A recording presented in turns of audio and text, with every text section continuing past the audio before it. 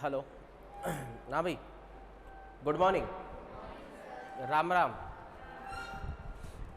तो आज हमारा लास्ट एक पठार चलेगा जिसका नाम है दक्कन का पठार। किसका पठार?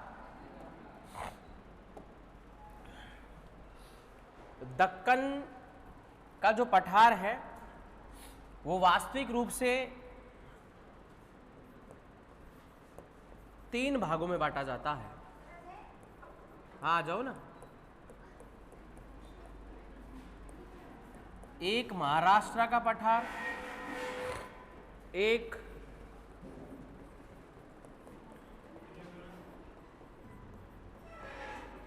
तेलंगाना आंध्रा का पठार,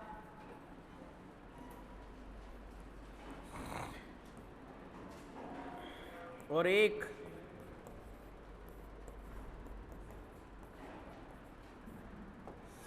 कर्नाटक का पठार।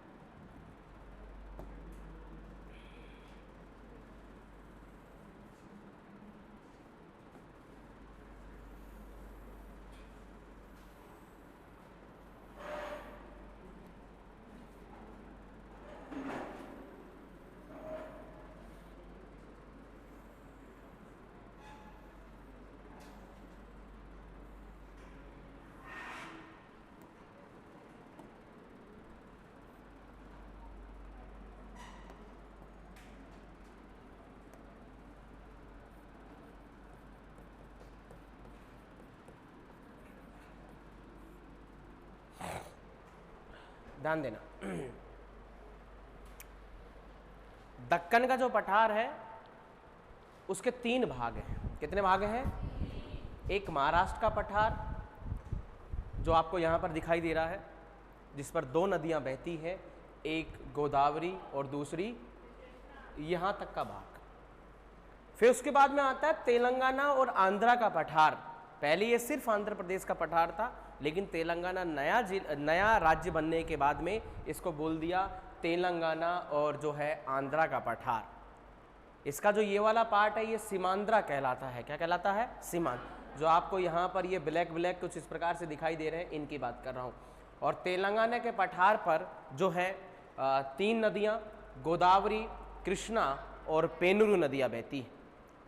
उसके बाद में फिर आता है कर्नाटक का पठार। यस, यहाँ पर एक 600 मीटर समोच्च रेखा भी है, जो बेंगलुरु का पठार और नीचे मैसूर का पठार इस कर्नाटक के पठार को भी कितने भागों में बांटती है? 2 भागों में।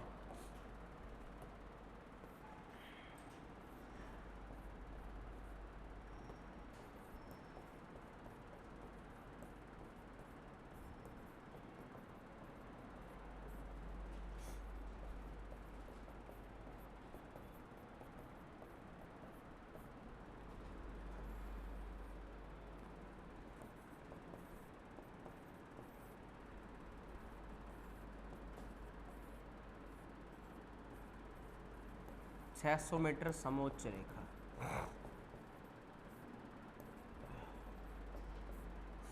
बनाओ, सेम एज इट इज बनाना है, बिल्कुल बिल्कुल भी गड़बड़ नहीं करनी है, अलग अलग पार्ट मत कर देना, ठीक है। और कुछ इसी प्रकार से इसको बनाना है। यहां पर कर्नाटक के पठार को दो भागों में बांटा, जो नीचे बेंगलुरु का पठार और मैसूर का पठार है। बनाओ,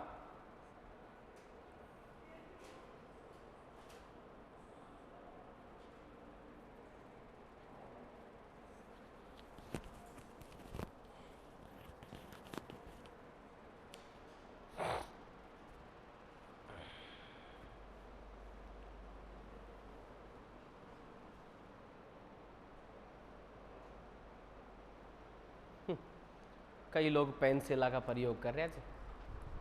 पेंसिला लिख,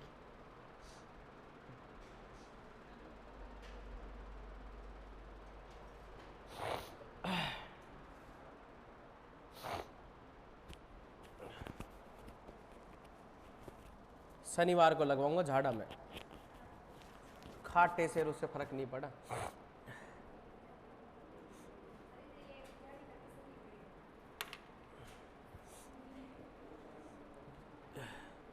तुम्हारी तरह रावण नहीं हूं मैं जो असर नहीं पड़ेगा, पड़ जाता है मेरे, असर नहीं पड़ता तो मेरे बार बार नजर क्यों लगती? बोल, कायदे की बात है या नहीं? चुपचाप उतार लो, अब गोदा मत करो मेरे साथ। अरे उतार ले, ये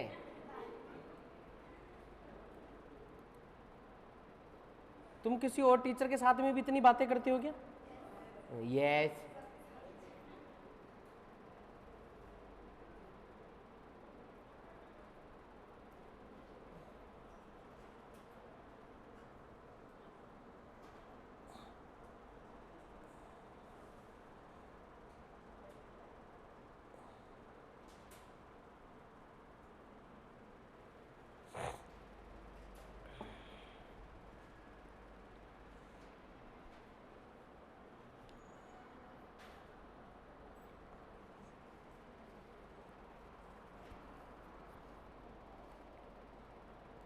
कई लोगों को समझ में नहीं आ रही कि कैसे उतारना है। कुछ नहीं, ये जो 4 पिंक कलर में लिखी हैं वो नदियां हैं। ये तुंगभद्रा नदी है, ये गोदावरी नदी है, ये कृष्णा नदी है, ये पैनूरू नदी है। क्लियर? पैनूरू नदी जो है कर्नाटक के पठार वगैरह, तेलंगाना वगैरह यहाँ पर बहती है ऐसे, कुछ इस प्रकार से।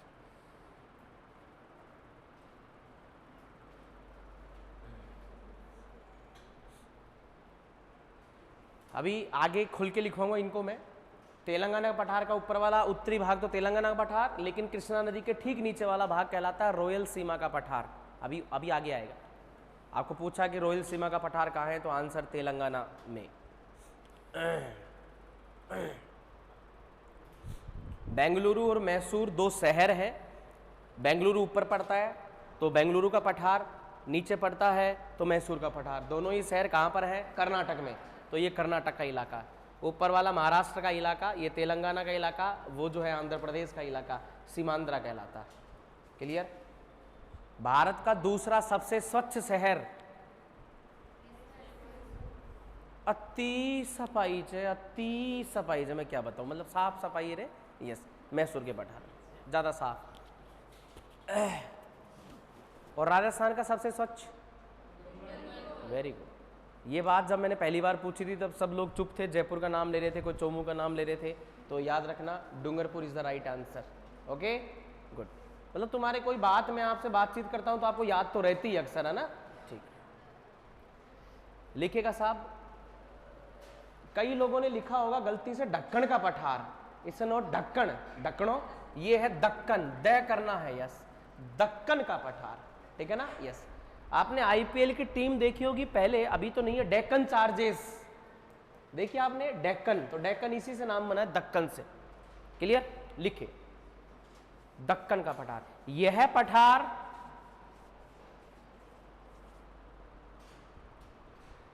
पठार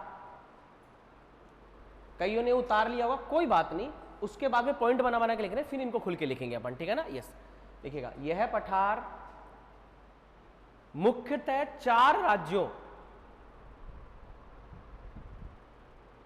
मुख्यतः 4 राज्यों, डैश करना। कौन कौन से राज्य कोई दिखाई दे रहा है क्या आपको डायग्राम में? बोलो। महाराष्ट्र, तेलंगाना, आंध्र प्रदेश, कर्नाटक। कई लोग तेलंगाना के बाद में डायरेक्ट ही आंध्र प्रदेश में पहुंच गए, फिर चौथा राज्य मुंह आगे ढूंढ रहे हैं, वो यही था, आंध्र। चारों का नाम लिख लो कोमा कर करके। धीरे धीरे बहुत इंटेलिजेंट हो जाओगे आप, टेंशन मत लो। जो ऑलरेडी हैं वो भी हो जाएंगे। देख लिया? तो यह पठार मुख्यतः कितने राज्यों? 4। ओके, जिनका नाम लिख लिया। में अच्छा, इसका आकार कैसा दिख रहा है? कुछ लोग जवाब दे पा रहे हैं। ओके ठीक है, रुको। ये मैंने खींची है, क्या है? रेखा।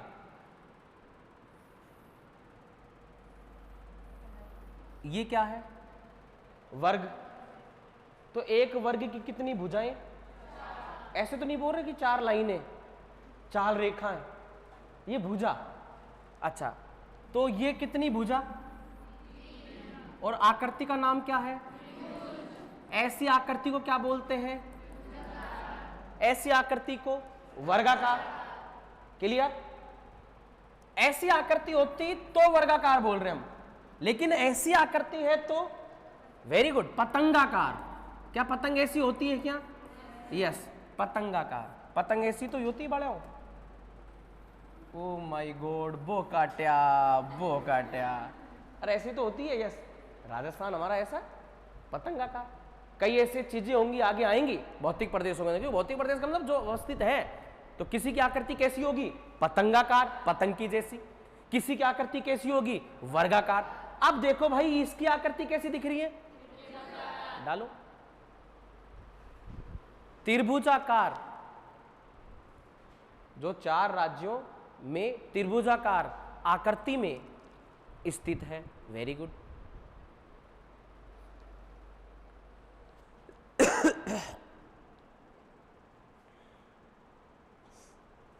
इसका निर्माण लावा से हुआ है।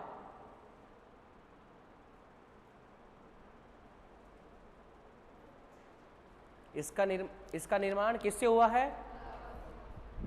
कुछ याद आया लावा से? ओके, इसको मैं तो भुजाण देता हूं, मैं दूसरी बात बताता हूं।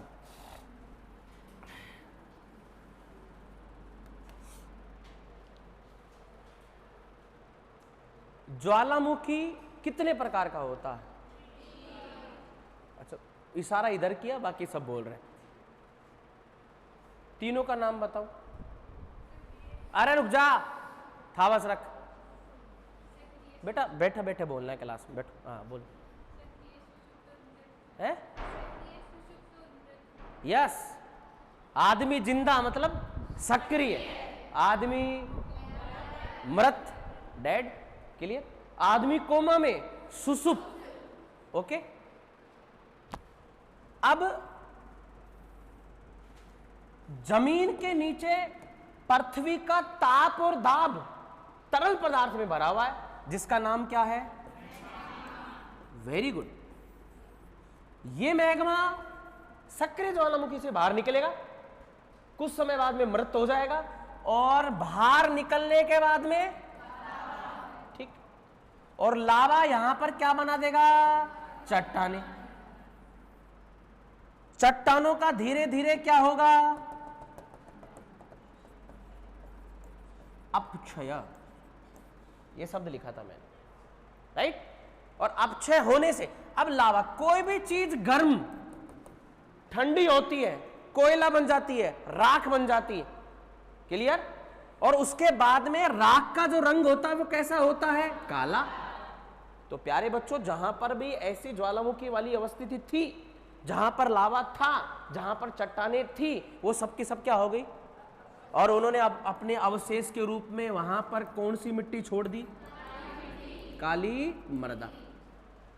अब कहा कि जो ये पठार है ये काली मिट्टी से बना हुआ है, पूरा लावा से निर्मित है। अब लावा से निर्मित है तो इस पूरे पठार पर कौन सी मिट्टी मिलेगी? काली मिट्टी मिलेगी। तो काली मिट्टी मिलेगी तो इस एरिया के अंदर काली मिट्टी वाली मुख्यतः फसल कपास, क्या नाम लेंगे? कॉटन की खेती की जाती है। प्यारे विद्यार्थियों, ये वो एरिया जहां पर लावा से निर्मित कपास की खेती की जाती है। आज कई देश हैं, यूरोपियन कंट्रियां हैं, आजकल कई देश हैं जहां पर आज भी ज्वालामुखी फूट रहे हैं। तो जो ऑलरेडी सक्रिय ज्वालामुखी है वहां के एरिया के अंदर काली मिट्टी नहीं पाई जाएगी, वहां पे गर्म लावा वाली मिट्टी पाई जाएगी। तो वहां पर कपास खेती नहीं होगी, वो बाद में होगी। आज हमारे भारत के अंदर कोई भी सक्रिय ज्वालामुखी नहीं है, क्योंकि भारत की भूमि सबसे प्राचीन है। याद करिएगा, मैंने बताया कि पृथ्वी एक आग का गोला थी, धीरे धीरे ठंडी हुई, पूरा भाग जल से भरा, पैंथालासा कहलाया, बीच में एक भूमि निकली, वेरी गुड, पेंजिया कहला रहा, और पेंजिया के बीचों बीच एक सागर, तेतीस सागर बना। प्यारे विद्यार्थियों, 33 सागर ने पेंजिया को कितने भागों में कर दिया? 2।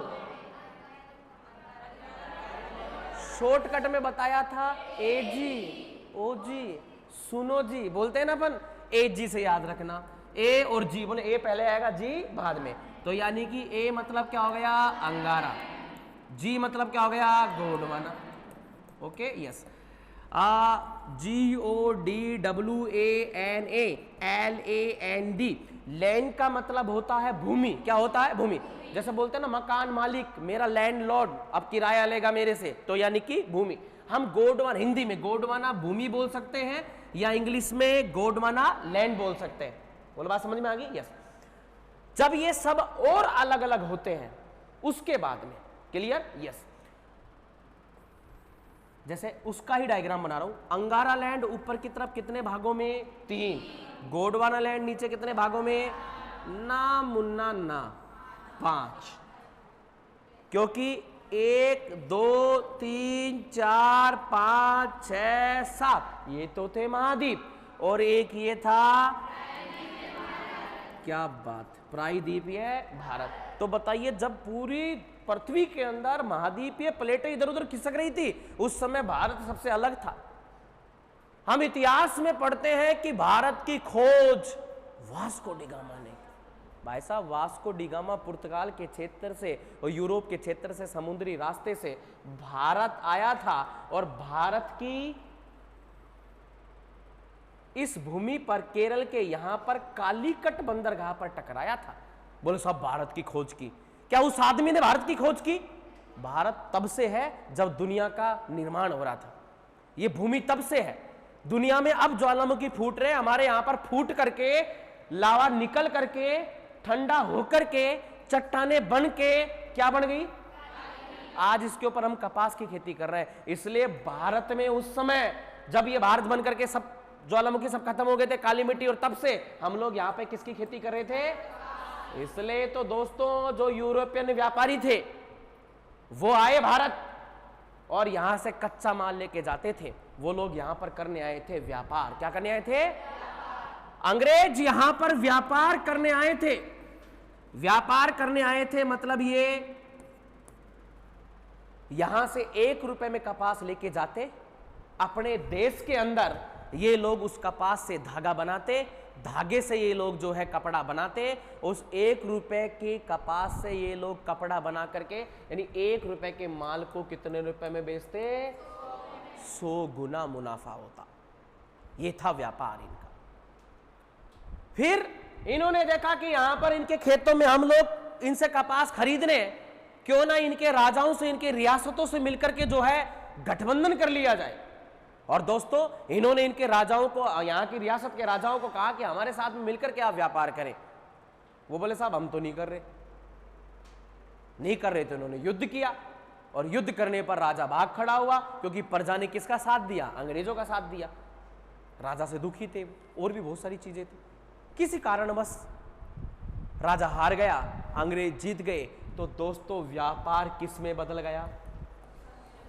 शासन में बदल गया। अब जिनके भी खेत थे इनके ऊपर शासन तो था, इनके घर थे, लेकिन जो भी बात, हर बात के अंदर इन्होंने क्या लगाना शुरू कर दिया? लगान, टैक्स, कर लगाना शुरू कर दिया। 2 गुना 3 गुना। अब तुम्हारे खेत के अंदर 10 बोरी गेहूं हो रहे हैं और जिसमें से 5 बोरी आप सरकार में जमा करा के आओगे, हम करवा के आ सकते हैं क्या? नहीं। लेकिन साहब ये उस समय होता था जिसको ये लोग क्या बोलते थे? लगान। हम तुम्हारे विकास के लिए काम करेंगे, ऐसा कहते थे ये लोग, क्योंकि शासन कर रहे थे, रेवेन्यू टैक्स ले रहे थे। आज सड़क पर हम चलते हैं, बीच में टोल टैक्स आता है, बताओ सड़क पर हम क्या देते हैं? टैक्स, ताकि सड़क की जो है रखरखाव, बनावट, इसका सब चीजें जो है बेहतरीन बनी रहे। तो अब किसी भी माल को हम खरीदते हैं, टैक्स देते हैं, सरकार के पास में जाता है, ताकि यहाँ के रेवेन्यू, बड़ी बड़ी पुलिया, बड़े सड़क, सुरंग, ये सब बनती रहे, वो होता है रेवेन्यू। हाँ ठीक है, थोड़ा बहुत चलता, लेकिन ये ज्यादा लेते थे, यानी कि शासन को इन्होंने किस में बदल दिया था? शोषण में। तो भारत तो इतनी प्राचीन भूमि थी इस समय की, जब हमारे यहाँ पर जो है आज भी काली मिट्टी, और आज हम जो पठार पढ़ रहे हैं, इन पठारों के अंदर आज हम इनकी भूमि पर जो है क्या करते हैं? खेती करते हैं। इसलिए भारत में आज कोई भी सक्रिय ज्वालामुखी नहीं है। लेकिन अंडमान निकोबार के अंदर, कहां पर? अंडमान निकोबार के अंदर एक द्वीप है जिसका नाम है बैरन। क्या नाम है? बैरन। जिस ज्वालामुखी का नाम ही बैरन है, और दूसरा नाम है नारकोंडम। क्या नाम है? नारकोंडम। नारकोंडम और बैरन ज्वालामुखी, ये भारत का सुसुप्त ज्वालामुखी। कैसा है? सुसुप्त, कि कभी भी फट सकता है या कभी भी डेड हो सकता है, एकमात्र भारत में सिर्फ एक। तो क्या तो बैरन आ सकता है, क्या आ सकता है? नारकोंडम। दोनों एक ही द्वीप पर है, एक ही नाम है, राइट? एक भी ज्वालामुखी, क्योंकि भारत सबसे प्राचीन है। थे पहले, अब तो मिट मुटा के खत्म हो गए, आज से लाखों साल पहले। अब तो मिट्टी के अवशेष बचे जहां पर हम खेती कर रहे हैं। इसलिए भारत कृषि प्रधान देश है। कैसा देश है? कृषि प्रधान देश। बोल बात समझ गए क्या? यस।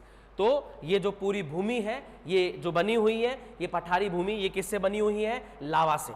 अरे किससे बनी हुई है? लावा। तो ये पूरी लावा से बना हुआ ये एरिया। देखिएगा क्या लाइन लिखी लास्ट? इसका निर्माण लावा से हुआ है, जिसके लावा के अपक्षय से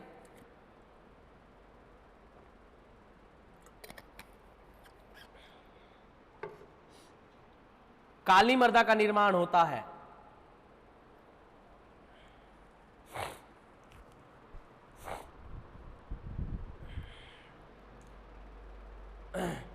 अतः इस पठारी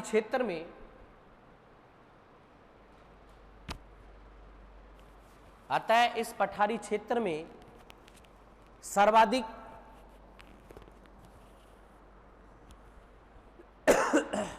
कपास की खेती की जाती है।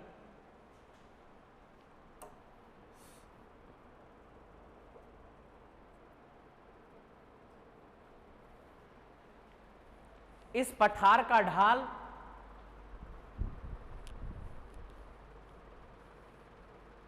अच्छा, ढाल कैसे निकालते हैं? किसकी दिशा? नदी की दिशा। अरे किसकी दिशा? जाहिर सी बात है। तो बताओ इसका ढाल कैसे है? पश्चिम से पूर्व। अरे इधर से नदी उग रही है और इधर की तरफ जा रही है, इधर से उद्गम हो रहा है और इधर की तरफ। देखो ये एरो का निशान मैंने इधर बना रखा, तो इसका ढाल पश्चिम से पूर्व को लिखो। क्या हुआ बालक? ज्यादा समझ में आ गया क्या? तो है क्या? हाँ, कुछ और समझ गया? ज्यादा मत समझे यार। लिखेगा शायद आज आपकी पहली क्लास लगती है। होता है ऐसा पहली बार में, है ना? कोई बात नहीं, धीरे धीरे समझ में आ जाऊंगा मैं तेरे को, ठीक है? इस्माइल सब गायब हो जाएगी धीरे धीरे, है ना? लिखेगा लिख ले, इस पठार का ढाल पश्चिम से पूर्व की ओर है। इस पठार का ढाल लिख भी ली। इस पठार का ढाल पश्चिम से किसकी ओर है? अगर आपको पूछा जाए कि ढाल कैसे निकाला जाता है, तो हमेशा नदी की दिशा। कभी भी नदी ढाल के विपरीत नहीं बहती है। कईयों को ये बात समझ में नहीं आई कि ये क्या बोल गया मैं, ये बोल गया मैं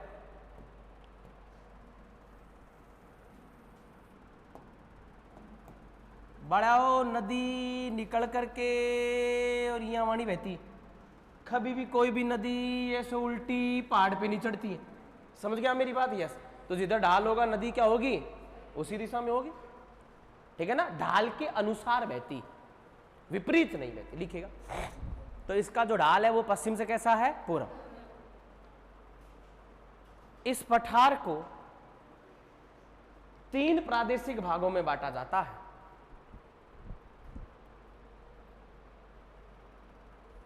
मुझे डायरेक्टर साहब ने कहा है कि जो भी आपको डिस्टर्ब करे उनके नाम आप मुझे पर्ची में लिख के देना। तो वो पर्ची अब मैं शुरू करने वाला हूं। देखिएगा, इस पठार को 3 प्रादेशिक भागों में बांटा गया है, क्योंकि नोटिस बोर्ड पर देखा आपने 3 लोगों के नाम लिखना शुरू कर दिए।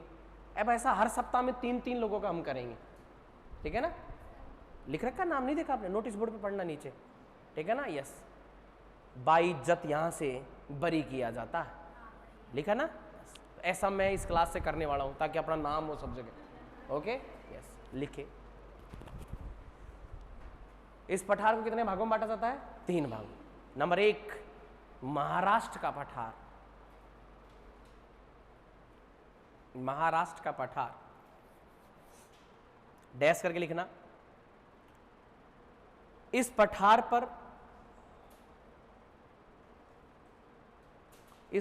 पर कृष्णा तथा गोदावरी नदियां बहती हैं। डायग्राम देखें, क्या कृष्णा और गोदावरी बह रही है क्या? सिर्फ 2 का ही नाम आ रहा है क्या? यस। एक्चुअल में यहां से उद्गम होता है। कहां से उद्गम होता है?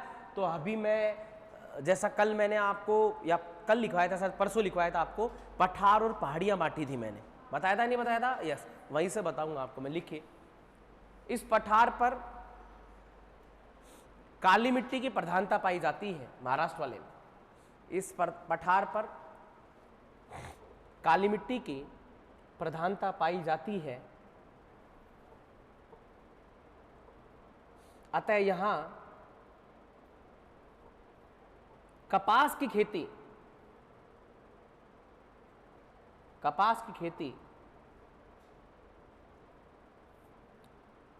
सर्वाधिक होती है।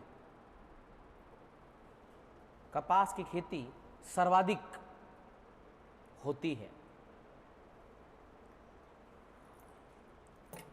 नेक्स्ट के तेलंगाना व आंध्रा का पठार। नंबर 2, तेलंगाना व आंध्रा का पठार।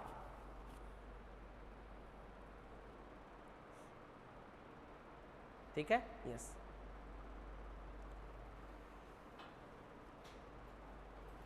अब देखो सब कितनी नदियां बह रही हैं, 1 2 3, गोदावरी, कृष्णा, पेनु। लिखिएगा, इस पठार पर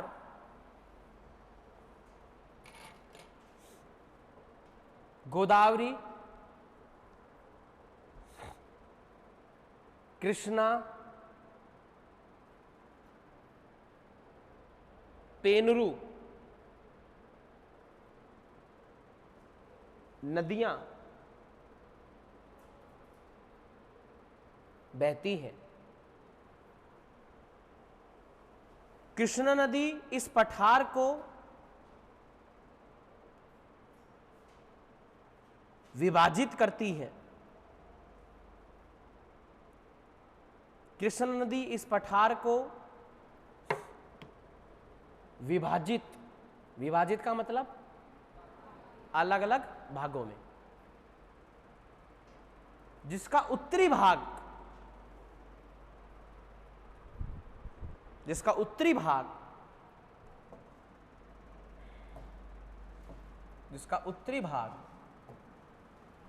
तेलंगाना का पठार,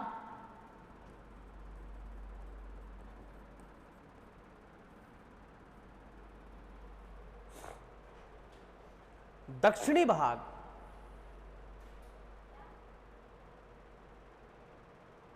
ऊंचा सुनाई देता है क्या? दक्षिणी भाग रॉयल सीमा का पठार, रॉयल सीमा, बचपन में आपने खाई होगी 1 रुपए में 4 सीमा टॉफी, आजकल 1 रुपए की एक ही आती है। रॉयल सीमा का पठार अभी नहीं आती क्या? गरीबों आती है, लिखेगा। अरे आती है, लिखेगा, लिख लो। तुम्हारी कैंटीन में कुरकुरे मिलते होंगे, लिख लो। रॉयल सीमा का पठार कहलाता है।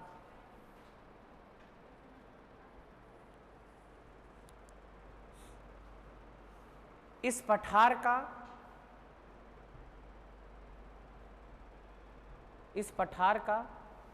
पूर्वी भाग,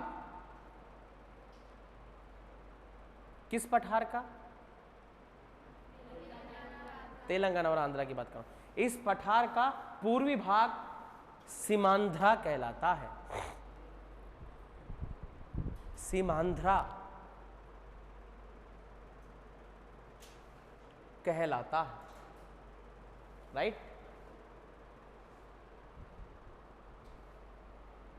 लास्ट, कर्नाटक का पठार। कर्नाटक का पठार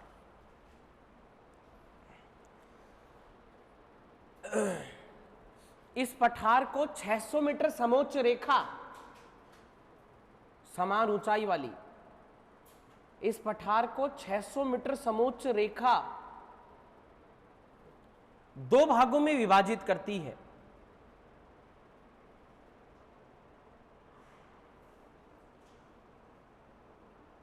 दो भागों में विभाजित करती है, ठीक है। उत्तरी भाग बेंगलुरु का पठार, पहले बेंगलोर बोलते थे, अब क्या बोलेंगे? बेंगलुरु। बेंगलुरु का पठार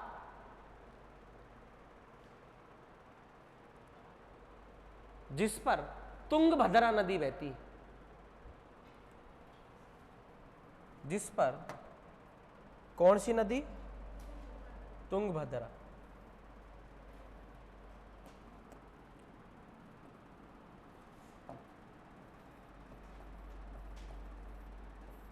दक्षिणी भाग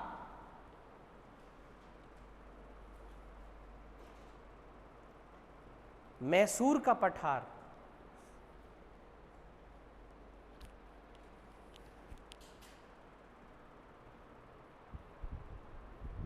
क्लास में कुछ बालकों की मैं लिस्ट बना रहा हूं जिनको एक डॉक्टर को दिखाना चाहिए जो ENT स्पेशलिस्ट होता है, जिसका आंख, नाक, गला, दिमाग, ठीक है, कान है वो, तो वो सब जो भी परेशानी वो दूर हो जाए। ओके। दक्षिण में मैसूर का पठार स्थित है।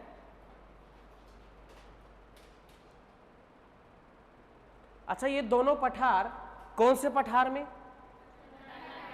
कर्नाटक का पठार किस पठार का भाग? क्लियर। इस पठार पर, यानी मैसूर वाले में लिख रहे हैं, इस पठार पर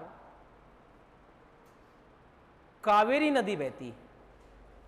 डायग्राम के अंदर भी छाप लेना साहब, बना लेना। इस पठार पर कावेरी नदी बहती है।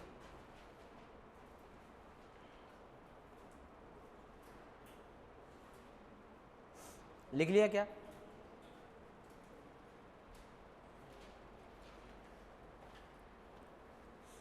नेक्स्ट, इस कर्नाटक वाले में लिख रहे हैं, इस पठार का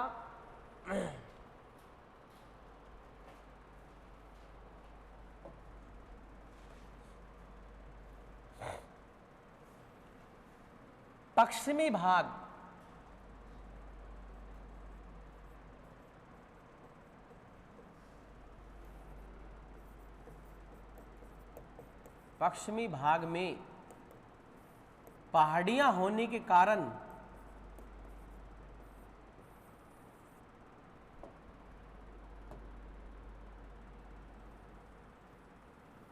इसे मलनाद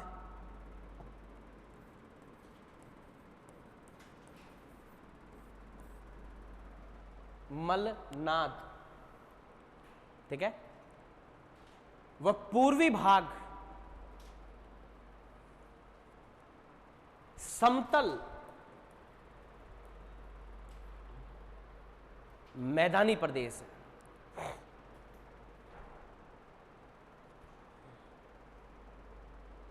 समतल कैसा प्रदेश है? मैदानी प्रदेश। ध्यान देना, इस कर्नाटक के पठार की हम बात कर रहे हैं और थोड़ा सा ध्यान देना इस बात पर। यस, इसको मैं इस डायग्राम के साथ, ठीक है, एक नए पेज पर बता रहा हूं आपको।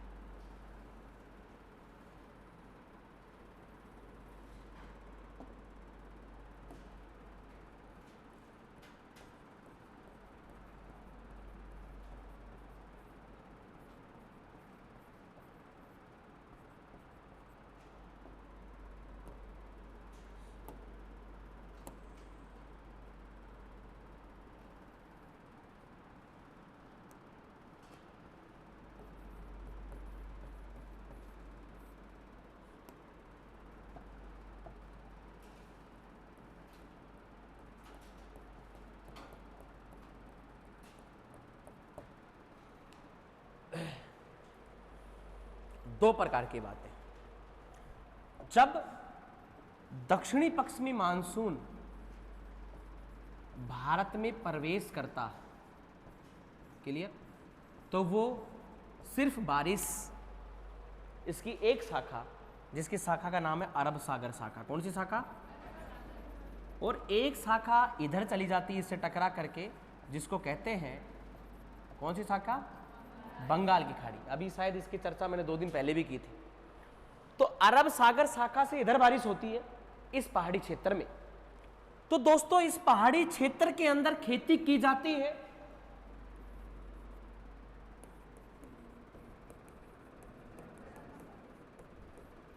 गरम मसालों की, चाय की, कॉफी की, राइट। कॉफी की 3 किस्में, अरेबिका, यूरेबिका और रोबस्टा।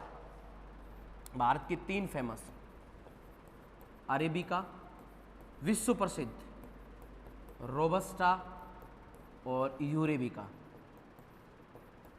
ठीक है। तो चाय का उत्पादन भी यहां पर होता है, क्योंकि इन फसलों के लिए बारिश तो चाहिए, लेकिन इनकी पौधों की जड़ों में पानी नहीं रुकना चाहिए। तो जाहिर सी बात है, ढलान क्षेत्र में कर रहे हैं तो क्या पानी रुकेगा? नहीं रुकेगा। बारिश ज्यादा हो रही है? बिल्कुल हो रही है। ना ज्यादा धूप चाहिए और ना ही कम धूप चाहिए। तो ये ऐसा इलाका है जो उष्णकटिबंधीय एरिया में पड़ता है, यानी ऐसा एरिया जो उष्णकटिबंध में पड़ता है। ये कर्क रेखा, और इसके नीचे बताओ पूरा भारत है या नहीं है कर्क रेखा के? अरे है या नहीं है? तो मैंने बताया कि ये जो 23.5 कर्क रेखा, 23.5 मकर रेखा, 0 डिग्री, इनके बीच में पूरा जलवायु क्या कहलाता है? क्योंकि उष्ण इसलिए कह रहा है क्योंकि सूर्य पूरे साल इन्हीं पर ही चमकता है और जगह प्रकाश नहीं जाता है, जिसका कारण है पृथ्वी का 23.5 डिग्री झुका हुआ होना। क्लियर? 21 मार्च कर्क रेखा पर, 21 जून, 23 सितंबर और यहां पर 22 दिसंबर, ठीक है। मकर रेखा पर 22 दिसंबर सीधा चमकता है, और कर्क रेखा पर 21 जून को, अरे कितने जून को? 21 जून को उत्तरी गोलार्ध, 0 डिग्री से ऊपर उत्तरी गोलार्ध, नीचे वाला दक्षिणी गोलार्ध। 21 जून को उत्तरी गोलार्ध में दिन बड़ा रात, जबकि 21 जून को यहां रात बड़ी दिन छोटा। यहां 22 दिसंबर, तो 22 दिसंबर को मकर रेखा पर जो है सूर्य सीधा पड़ता है। 21 जून का जब महीना होता है तब उत्तरी गोलार्ध के अंदर गर्मी, और जबकि नीचे वाले में सर्दी, क्योंकि सूर्य सीधा किरणें यहां पड़ रही है, यहां नहीं पड़ रही। ऑस्ट्रेलिया में भयंकर उस समय जो है गर्मी पड़ती है जब हमारे यहां सर्दी पड़ती है, जब ऑस्ट्रेलिया में भयंकर सर्दी पड़ती है जब हमारे यहां गर्मी पड़ती है। 22 दिसंबर सूर्य यहां पर है तो जाहिर सी बात है उनके वहां पर क्या होगी, भयंकर गर्मी, और हमारे यहां पर दिसंबर में सर्दी। 22 दिसंबर को यहां पर दिन बड़ा रात छोटी, हमारे यहां पर रात बड़ी दिन छोटा उत्तरी गोलार्ध में। तो दो बातें हो जाती है कि उत्तरी गोलार्ध के अंदर 21 जून को तो दिन बड़ा क्योंकि सूर्य सीधा चमकता है, राइट। 3 एरिया पर 3 तारीख आती, सॉरी 4 तारीख आती है, यस। तो इसलिए यहां पर उष्ण कटिबंध में पड़ने के कारण ये जो फसलें होती हैं ये उष्ण कटिबंध इलाकों में होती है, इसलिए इसका नाम क्या दे देते हैं, गरम, राइट। चाय भी क्या करती है, गरम, कॉफी गरम। इनका ज्यादा सेवन शरीर को नुकसानदेह होता है। लेकिन अगर मैं बोल दूं मसाला, तो नोट पान मसाला। मसाला मतलब सब्जी बनाने से पहले जो डाला जाता है, जैसे सरसों को तेल, सरसों का तेल, डट जा थावसरा, काली मिर्च लाइए, सरसों का तेल डाला सब्जी में, फिर काट के क्या डाली, तो सॉरी प्याज क्यों, अरे बड़े हो जीरो, तो कौन डालो बड़े हो जीरो, लहसुन, रुको, राई डाला, यस। हींग भारत में पैदा नहीं होती, हींग ना गरम मसाला ना मसाला हम नहीं देंगे नाम, क्योंकि दूसरे देशों से हमें लिक्विड के रूप में लाया जाता है, ठीक है ना। आसोफेटामिया के रूप में एक लिक्विड के रूप में आता है, फिर उसके अंदर कोई चीजें मिलाकर अफगानिस्तान, ईरान और एक जगह पर और 3 देशों के अंदर होता है सिर्फ, ठीक है ना। पौधा होता है जिसके ऊपर तने को काट दिया जाता है, ऊपर रसीला पदार्थ होता है जिसको लेकर के और बर्तनों में भर लिया जाता है और दूसरे देशों में एक्सपोर्ट किया जाता है, वहीं पर ही पैदा होता है। हम अफगानिस्तान से एक्सपोर्ट करते हैं, क्लियर। हींग पाचन के लिए, पेट के लिए सबसे ज्यादा बेहतरीन होता है, ओके। तो जीरो नहीं, सॉरी माफी चाहते, जीरा, चोमुओ मेरा नाम, मेरा भी भाषा बिगड़वा दी तुमने। सरसों तेल, जीरा, राई, फिर क्या डाले, कांदानी, प्याज, टमाटर, ठीक है। और बोलो, लहसुन नहीं, लहसुन, लहसुन, अदरक, हल्दी, पतखड़ियां, लाल मिर्चियां, नहीं समझा आप, यस। धनिया, धनिया, सूखा धनिया, यस, वेरी गुड। नमक, लूण, नमक, नमक की पैदावार राजस्थान सबसे ज्यादा करता है, धनिया की पैदावार राजस्थान में सबसे ज्यादा होती है। मिर्ची, पतखड़ियां राजस्थान दबा के पैदा करता है क्योंकि यहां पर मिर्ची होगी, धूप में सुखाई जाएगी। हल्दी, अदरक, लहसुन, टमाटर, प्याज, राई, जीरा, सरसों, और सरसों की पैदावार तो राजस्थान इतनी करता है कि राष्ट्रीय सरसों अनुसंधान केंद्र भी कामड़ा रखा है सेवर भरतपुर के अंदर। ये सब है मसाला, और ये सब चीज जब पक जाए पानी वाली डाल करके राष्ट्र में आधा चम्मच डाला जाता है गरम मसालो, तो वो वहां पैदा होता है। मसाला और गरम मसाला दो चीजें होती है। पान मसाला वो तुम्हारा अलग होता है, नहीं समझे आप, यस। कई दीदियां खाती होंगी, वो अलग है, तो वो यहां नहीं होता है, वो अलग चीज। सुपारी की पैदावार यही होती है। सुपारी में कत्था, जो कि हमारे राजस्थान के अंदर खैर के पेड़ से कथोड़ी जनजाति निकालती है, लाल कलर का होता है, पान में लगाया जाता है, पेट के लिए, पाचन के लिए, भोजन को पचाने के लिए बढ़िया होता है। पहले राजा महाराजा पान खाया करते थे, क्लियर। हमारे यहां पर राजस्थान का पान फिर धीरे धीरे जो है उत्तर प्रदेश में फेमस हुआ, वहां के रियासतों के अंदर, फिर बनारस वगैरह, यहां पर जो राजस्थान की तरफ तटस्थ थे, क्योंकि बनारस वगैरह में वहां पर मगई, पान वगैरह, वहां के पत्ते ज्यादा फेमस है। और कच्ची चीज हमारे यहां पर सुपारी, क्लियर। कत्था, चूना, चूना पत्थर हमारे यहां से निकलता है। चूना होता है ना, वो सफेद सफेद लगाया जाता है, चूना पत्ते पे लगाने की बात कर रहा हूं, चूना लगाने वाली की बात नहीं कर रहा, मैं नहीं समझे आज, यस। तो चूना, कत्था, सुपारी, गुलकंद। हमारे यहां पर 2 गुलाब की खेती होती है पुष्कर के अंदर, एक दसमक और एक चेती गुलाब, ठीक है ना। दोनों देसी गुलाब है। कैसे गुलाब है? देसी।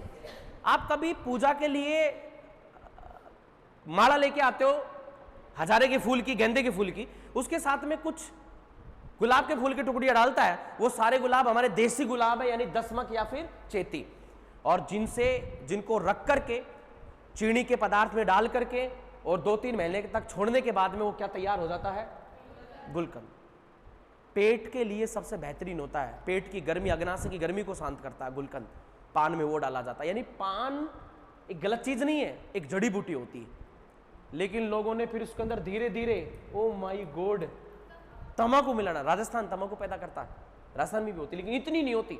फसल पढ़ाऊंगा जब मैं बताऊंगा, भारत के अंदर तंबाकू दक्षिण भारत के अंदर भी ज्यादा होती है। तो सुपारी के टुकड़े टुकड़े के अंदर कत्था चूना उनको सुखा करके रख दिया जाता है, फिर उसमें पान वो तंबाकू का मसाला डाल दिया जाता है, तो पान मसाला तैयार हो जाता है। क्लियर? और ये पान अलग चीज होती है, पान के पत्ते के साथ में इतनी सारी चीजें मिलाई जाती है, वो पान होता है। तो मसाला जो सब्जी बनाते वक्त पहले डाला जाता है मसाला। तो बताओ क्या सबकी पैदावार भारत में राजस्थान में हो रही है, नहीं हो रही है? बिल्कुल हो रही। क्लियर? और भारत में किसकी पैदावार होती है? गरम मसाला। तो जो मैं आपको पढ़ा रहा हूं यहां पर कर्नाटक का पठार, कर्नाटक का पठार, तो कर्नाटक का पठार का ये वाला इलाका जो है इधर वाला, ये कहलाता है आपका पहाड़ियां एरिया, मलनाड। तो मलनाड क्षेत्र में जो है किसकी पैदावार ज्यादा होती है? गरम मसाला, चाय, कॉफी। बोल बात समझ गए? जबकि ये क्षेत्र है मैदानी क्षेत्र। जब भारत का मानसून जब भारत का मानसून प्रवेश करता है तो यहां पर ये वाली बारिश भी यहां पर पहुंचती है, प्लस बंगाल की खाड़ी पहुंचती है। और कावेरी नदी दक्षिण भारत की एकमात्र नदी जो 12 मासी बहती है, क्योंकि वो साहब इस मानसून से बारिश लेती है 4 महीने, इस मानसून से बारिश लेती है 4 महीने, और लौटता हुआ मानसून से भी बारिश लेती है 4 महीने। 4 दूनी 8 और 4 तिया 12 महा कितने साल हो गया बताओ? 12 मासी बह रही कि नहीं बह रही है? कावेरी होने के कारण तमिलनाडु के मैदानी क्षेत्र में जो कर्नाटक के पठार का बिल्कुल ये इलाका पड़ता है, कर्नाटक के पठार का ये बिल्कुल पूर्वी इलाका पड़ता है, वहां पर जो है फसलें पैदा की जाती है। अब आने वाले समय में यहां पर अभी इसका तमिलनाडु कर्नाटक का नाम आने वाला है। गन्ने की सर्वाधिक पैदावार में उत्तर प्रदेश, महाराष्ट्र और कौन करता है? तमिलनाडु और कर्नाटक। बोल बात समझ गए? और भी कई सारी फसलें। पानी भरा हुआ रहने के कारण यहां पर जो तर कृषि करते, तर में कौन कौन सी आती है जिनके जड़ों में पानी रहे? गन्ना, चावल। बोलो करते हैं कि नहीं करते हैं? यस। अब चावल की एक और बात, अब जैसे ये बरसात ऊपर पहुंचती है, इधर घूमती है, समुद्र का किनारा होने के कारण यहां पर पड़ता है पश्चिम बंगाल, पानी की सर्वाधिक मात्रा होती है। तो भारत का ऐसा राज्य जहां पर साल में, वैसे सभी राज्यों में साल में चावल की खेती एक बार ही होती है, लेकिन पश्चिम बंगाल ऐसा राज्य है जहां पर चावल की खेती साल में कितनी बार? 3 बार होती है। अमन, ओस और बोरो 3 बार खेती करने वाला, क्योंकि पानी की आवक, नदियों का एरिया, डेल्टाई क्षेत्र सबसे ज्यादा है, होने के कारण यहाँ पर नमी बरकरार रहती है। तो यहाँ पर तर कृषि के अंदर चावल सबसे ज्यादा किया जाता है। सर्वाधिक पैदावार अगर क्षेत्रफल की बात करें, बंगाल का ही नाम आता है। क्लियर? लेकिन अगर जिस राज्य की बात करें कि जिसमें प्रतिशत ज्यादा हो, पूरा राज्य चावल का कटोरा, तो वो पूरे राज्य में लगभग 80% से ज्यादा क्या किया जाता है? चावल। छत्तीसगढ़। तो छत्तीसगढ़ को चावल का क्या कहते हैं? कटोरा कहते हैं। ठीक है ना? जिस मैदानी क्षेत्र में, तो किसका मैदान चावल का कटोरा कहलाता है? तमिलनाडु का मैदान। किसका मैदान? मैदान में तमिलनाडु का मैदान, राज्य में छत्तीसगढ़, साल में 3 बार पश्चिम बंगाल। बोलो बात समझ गए? यस। तो ये सारी चीजें ऐसे इस फसलों के अंदर जो इन्हीं से जुड़ी हुई।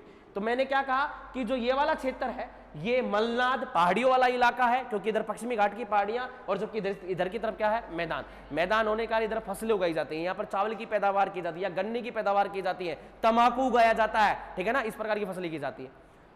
फिर थोड़ा सा और ऊपर चलते हैं, तो ऊपर वाले क्षेत्र के अंदर पहाड़ियां, जाहिर सी बात है जहां पर पहाड़ियों वाला इलाका होता है वहां पर खेती नहीं हो पाती है, लेकिन यहां पर जो है धीरे धीरे मौसम अलग होता है, होने की वजह से यहां पर अलग ही प्रकार की खेती करते हैं।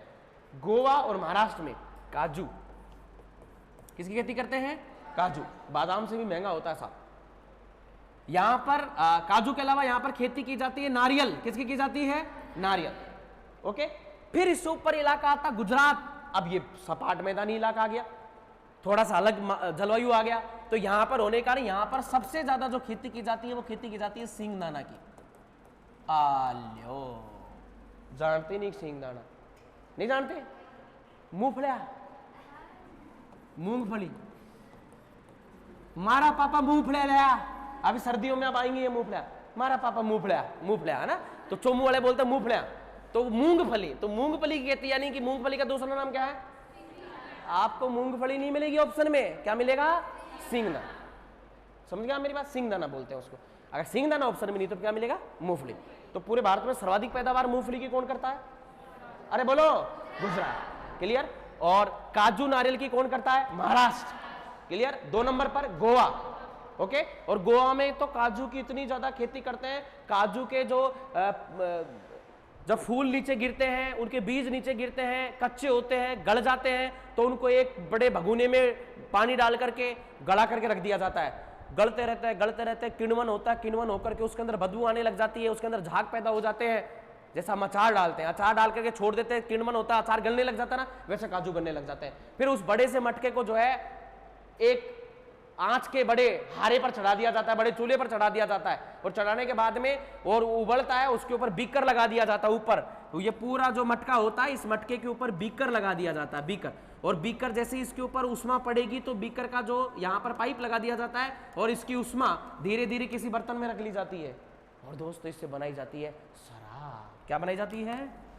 ओ माई गॉड। तो सर्वाधिक शराब का उत्पादन काजू से कौन करता है? और इतना करता है कि यहां पर पानी की बोतल तो 40 रुपए की और शराब की बोतल मात्र 20 रुपए की गोवा में है। वो पिंटिया की बात नहीं कर रहा मैं आपको, जो तुम लेते हो उसकी बात नहीं कर रहा मैं। कितने का वो पिंटिया कितने का आता है? और तारीख है। इससे ये पता चलता है कि क्या तो दीदी समझा मेरी बात, क्या तो दीदी के परिवार में दारू का ठेका है, नहीं समझा मेरी बात? या दीदी सेवन करती है, एक ही बात हो सकती। अच्छा ठीक, कोई बात नहीं, ठीक। मैं मजाक की बात कर रहा हूं, बुरा मत मानना। आप लोग बुरा तो नहीं मानते ना? नहीं, कतई बेशरम आदमी हो तुम लोग। तो समझना मेरी बात। तो ऐसे ऐसे जैसे जलवायु होती है, सब चीजें चेंज होती जाती है। तो अगर आपको पूछे मलनाद का मैदान, नाम एक नया मलनाद, तो मलनाद जो है वो कहां पर कहा जाता है? कर्नाटक का पहाड़ी इलाका, पश्चिमी भाग, क्या कहलाता है? मलनाद। ये लाइन लिख के खत्म करते हैं। इस पठार का पश्चिमी पहाड़ी भाग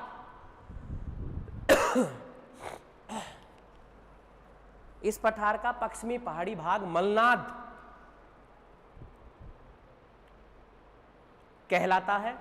सर लिख ली लाइन। जहां चाय, कॉफी, गरम मसाले, जिन बालिकाओं ने वो लाइन लिख ली थी तो उनके लिए फायदे वाली बात यह है कि ऐसा डायग्राम बना के समतल मैदानी भाग, जहां पर खेती कर लेना गन्ना, जहां पर खेती कर लेना चावल, इसकी पैदावार। पहाड़ियां लिखी, मलनाद लिखी, तो वहां पर कर लेना,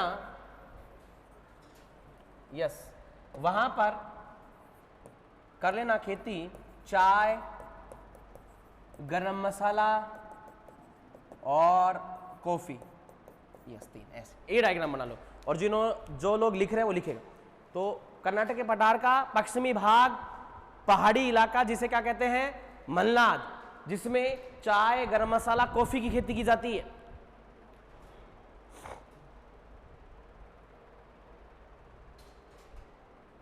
पूर्वी भाग समतल मैदानी है, समतल मैदानी है, जहां गन्ना व चावल की पैदावार होती है, जहां गन्ना व चावल की क्या होती है? पैदावार। और इसी के साथ में तुम्हारे जो भी पठार थे खत्म होते हैं। ईमानदारी से बताओ, दिमाग में कुछ बातें बैठी या नहीं बैठी? अरे समझ में आया कि नहीं आया? कुछ बच्चे जिंदगी में पहली बार पढ़ रहे हैं कि भारत का भूगोल, और उनको भूगोल को मैं बहुत विस्तृत और सिंपल तरीके से पढ़ा रहा हूं एकदम। अगर इन नोट्सों को आप कभी भी उठा करके पढ़ना बैठे तो सारी बातें आपको एज इट इज समझ में आएगी, इतनी सिंपल भाषा में लिखा रहा हूं। हर शब्द का मतलब व्याख्या करते हुए आपको लिखवा भी रहा हूं, डायग्राम के साथ में लिखवा रहा हूं, तो आपको सारी चीजें समझ में आए, बहुत इजी वे के अंदर। ओके, चलिए, पठार आपके कंप्लीट होते हैं और नेक्स्ट जो अपना कार्यक्रम शुरू होता है वो होता है प्रमुख। Very good.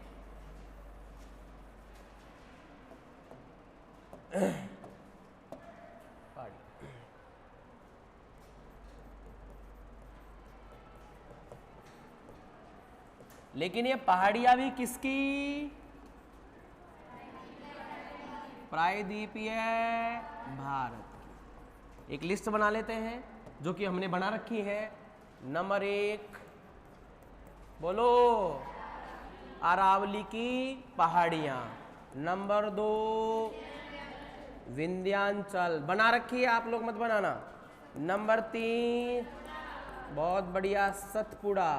नंबर 4 पश्चिमी घाट।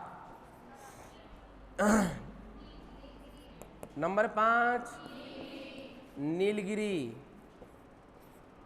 नंबर 6 पूर्वी घाट। नंबर 7 बोलो, किसकी पहाड़ियाँ? मेघालय की पहाड़ियाँ। और मेघालय की पहाड़ियाँ तो मैंने आपको कंप्लीट करवा दी पठार के अंदर ही, दोबारा पढ़ने की आवश्यकता नहीं है। Okay, yes. लेकिन इसमें एक और ऐड कर लेंगे अपन,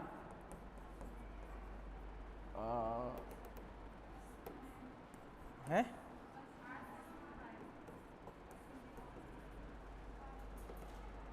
काठियावाड़ की पहाड़ियां। फर्स्ट दिन वाला डायग्राम निकालो, जहां पर आपने ये बनाया था, यहां पर ये यहां पर कर देना, ये गुजरात के यहां पर है काठियावाड़ की पहाड़ियां, छाप डालो।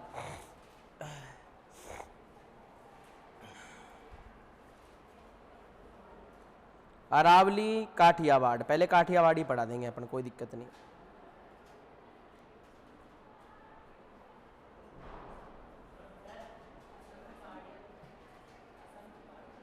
किसकी पहाड़ियाँ? वो असम में पढ़ा दिया, वो असम भी कर सकते हैं, कोई दिक्कत नहीं। असम की ये इसलिए लिखाया मैंने सारा ताकि आपको पता रहे कि ये सब प्रायद्वीप भारत का भाग है। हिमालय का मत कर लेना गलती से, क्योंकि हिमालय वहां से घूम रहा था ना ऊपर से। अरे भाई, मैंने जब आपको पढ़ाया था तो यहां से हिमालय घूम रहा था, नहीं घूम रहा था?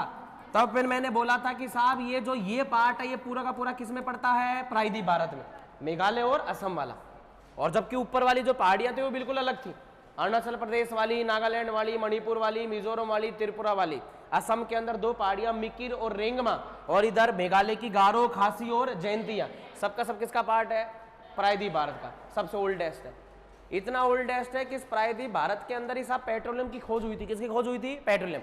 और पेट्रोलियम की खोज होने के कारण सबसे पहले भारत के अंदर असम क्षेत्र के अंदर तेल के कुएं की खोज हुई थी। और वो डिगबोई नामक स्थान था, अंग्रेजों ने की थी। कहां पर? असम में। आज भी वहां पर वो तेल के कुएं से क्या किया जाता है? तेल निकाला जाता है, पेट्रोलियम। तेल मतलब सरसों का तेल नहीं, पेट्रोलियम। पेट्रोलियम, कई पेट्रोल समझ रहे हैं इसका मतलब। पेट्रोलियम का मतलब होता है क्रूड ऑयल। कई लोगों को अभी भी समझ में नहीं आया, कच्चा तेल। लो, अभी भी समझ में नहीं आया, कोई बात। पेट्रोलियम वो पदार्थ होता है जो जमीन से निकाला जाता है, समुद्री तटों से निकाला जाता है, तलछट से निकाला जाता है। और कोई एरिया नहीं है जहां से निकाला जाए, ना हवा से निकल सकता, ना बिल्कुल जमीन में और किसी क्षेत्र से निकल सकता। राजस्थान क्षेत्र से निकाला जा रहा है, महाराष्ट्र के क्षेत्र से निकाला जा रहा है। वहां पे पेट्रोलियम के अंदर सुपर फ्यूल निकाला जाता है। सबसे पहले क्या होता है? पूरा एक क्रूड ऑयल होता है, ब्लैक कलर का ऑयल होता है, जिसमें सुपर फ्यूल होता है। सुपर फ्यूल हवाई जहाज वगैरह, बड़े यान जो तेज फाइटर प्लेन होते हैं उनमें डाला जाता है। फिर होता है पेट्रोल, क्या होता है? फिर होता है डीजल, क्या होता है? डीजल। उसके बाद में पेट्रोल, डीजल जो है क्या बोलते हैं आपका ये तारपीन, ये सब। और सबसे लास्ट में होता है कचरा, केरोसिन। क्या होता है? केरोसिन। और केरोसिन के बाद में बिल्कुल कचरा जो बचा क्रूड ऑयल का सबसे तरल पदार्थ, वो कहलाता है डामर। क्या कहलाता है? जिसका सड़क बनाने में काम में लिया जाता है। बात समझ में आ गई? यस। वो सारा का सारा किससे निकलता है? पेट्रोलियम। पेट्रोलियम का दूसरा नाम क्रूड ऑयल, क्रूड ऑयल का तीसरा नाम कच्चा तेल। भारत इतनी ज्यादा खपत करता है, खपत का मतलब हम लोग उपयोग लेते हैं इस चीज का कि हमको दूसरे देशों से इस तेल का क्या करना पड़ता है? आयात। लेना, आना, यानी क्या करना? आयात, खरीदना। और देश से भेजना, निकल, निर्यात। निकल शब्द से तो क्या बोलेंगे? निर्यात। आना से मतलब लेना, आयात करना, निर्यात मतलब भेजना।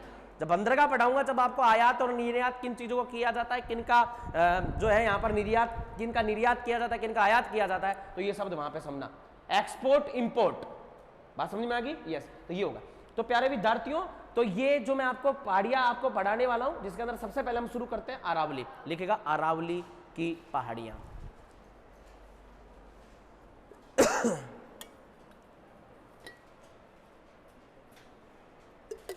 आपकी क्लास नहीं है क्या आज? आगे आई नहीं सर, क्या बात हुई? 10 मिनट ऊपर होगा। चौको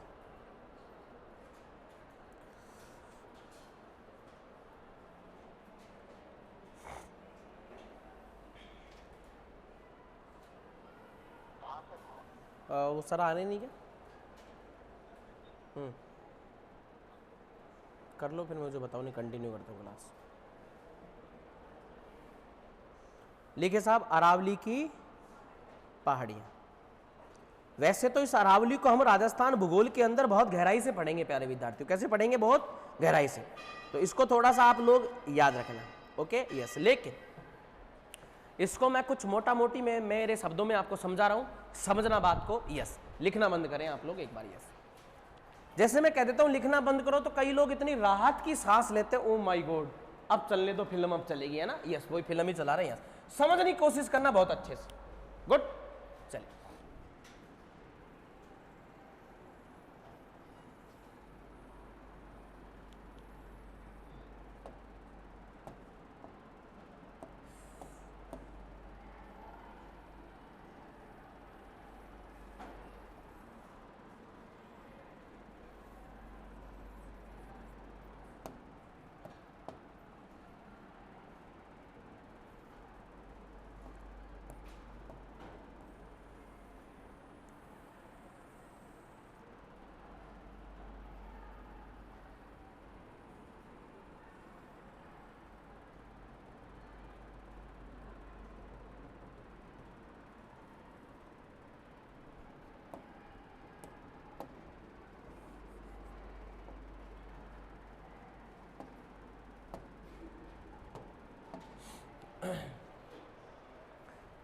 देखिए, इसका अगर थोड़ा सा अपन और थोड़ा सा बड़ा रूप देखें तो राजस्थान यहां से शुरू होता है और ये अरावली यहां पर ऐसे बसी हुई, राइट? यस, ये यहां से ऐसे शुरू होती है अरावली। यानी कि इसका पार्ट वास्तव में कहां से शुरू होता है? गुजरात। और गुजरात में जो ये जगह है जहां से ये शुरू होती है, इसका नाम है पालनपुर। क्या नाम है? पालनपुर। और अंतिम जगह जहां से ये शुरू होती है गुजरात की, इसका नाम है खेड़ ब्रह्मा। क्या नाम है?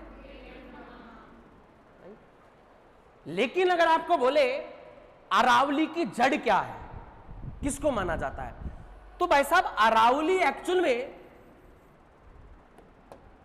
अरब सागर से निकलती है। कहां पर?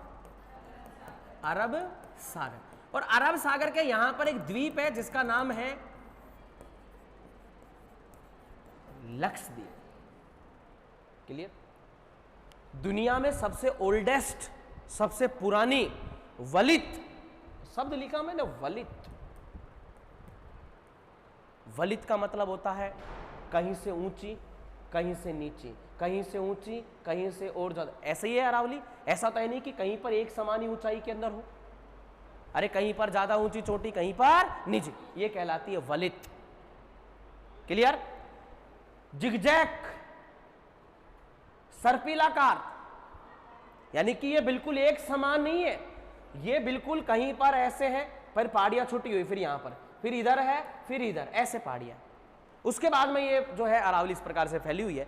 यानी कि शुरुआत जो है लक्षद्वीप अरब सागर से जड़ हुई, गुजरात के पालनपुर खेड़ ब्रह्मा होते हुए, राजस्थान होते हुए, उसके बाद हरियाणा होते हुए, और ये जाती है साहब दिल्ली। और दिल्ली में रायसीना हिल्स, कौन से हिल?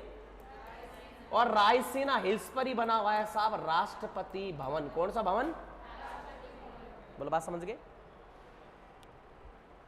अगर मैं नया पेन खरीदता हूं तो आप भी नया पेन जब खरीदते हैं तो शुरू में देखना बहुत अच्छा चलता है, जैसे जैसे इंक खत्म होती है तो बताइए क्या वो हल्का चलने लग जाता है क्या?